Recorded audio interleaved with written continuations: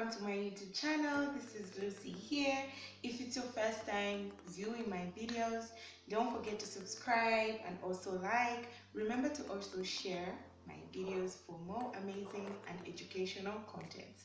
So today, without going any further or without wasting much of your time, we're just simply going to look at labor, normal labor and the stages of labor, and also part of the physiology of the first stage of labor.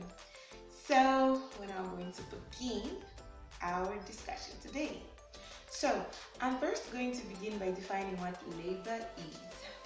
Well, labor can simply be defined as the expulsion of the fetus and its membrane from the uterus at 28 weeks of gestation. Yes, I'll just run through it again so that we can be moving together at the same pace. Labor is the expulsion of the fetus and its membrane from the uterus at 28 weeks of gestation. Yeah, so we're now going to define what normal labor is. Well, normal labor can be defined as this is the labor by which the fetus is presenting in the vertex position, occurring spontaneously without any complications, and the duration should be 12 to 18 hours of labor. So these are some of the things that should be involved in your definition. You have to make sure you talk about the duration, which is 12 to 18 hours of labor. If it is in a prime gravida individual or client, the duration should be 18 hours of labor. But if it's in a multipara client, the duration should be 12 hours of labor. And you also have to make sure you talk about the position, because if the position is not in vertex position, for instance, if the fetus is presenting in breech, which means it's not going to be normal labor, because that's an indication of a cesarean section. It cannot be a normal vaginal delivery. So those are some of the major terms that you should involve in your definition when you're defining what normal labor is. Now we're going to look at the stages that we have in labor. I'm not really going to look at them in details, but I'm just going to give you a highlight about the stages we have in labor. And we've got 3 stages of labor. We've got the first stage of labor, we've got the second stage of labor, we also have the third stage of labor. So what happens in the first stage of labor is that the cervix begins to dilate. It's going to dilate until it reaches 10 centimeters. When it reaches 10 centimeters, it's then going to take us to the second stage of labor. Second stage of labor, this is the stage at which the fetus is now delivered. It is the stage at which the fetus is now expelled. It's expelled from the uterus. Yes. And when you look at the third stage of labor, this is the stage at which this is the stage that comes after the second stage of labor, when the fetus is delivered. So the main thing that happens under the third stage of labor is that this is when the placenta is now delivered.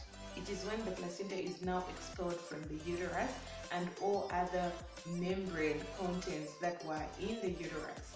So that's just a simplified way on the stages of labor. We can read further about it and just research more about it, but that's just a highlight about the stages of labor. We are now going to look at the physiology of the first stage of labor. Well, just like what I always say, I'm just going to give you a highlight so that you can easily remember the physiology of the first stage of labor.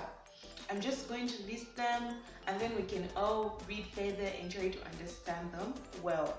So, under the physiology of the first stage of labor, what happens is that, in short, it's usually called the physiology of labor. What happens is that the first thing that happens is that there is a fundal dominance. By fundal dominance, this is when the contractions are going to begin. The contraction originate from the conua. The conua is a part which is in between the fallopian tube and also the uterus, the fundal region. It's between the fundal region and also the fallopian tube. The space which is there is known as the cornua.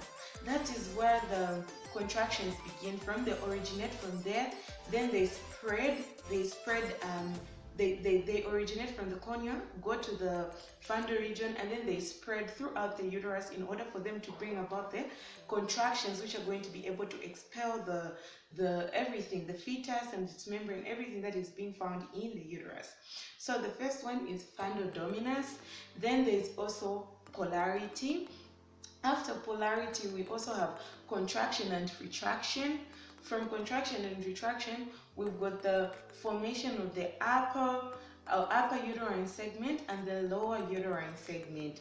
From there, we also have the formation of the uterine ring.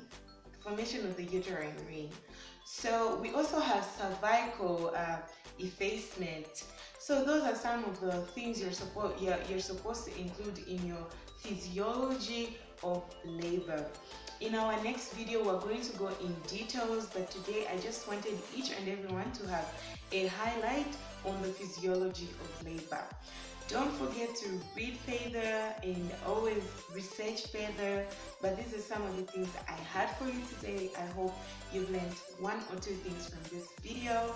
If there are any questions, just feel free to drop a question in the comments below, and I'll surely reply to you. Thank you very much. Have an amazing day, and don't forget to subscribe. And also like, and also make sure to share to your other friends out there who are in the medical field, or maybe those guys who are who are just doing nursing, or anybody who just wants to have this information in order for them to just add up to their knowledge. Thank you very much. Have an amazing time. Stay safe and always work hard and always read.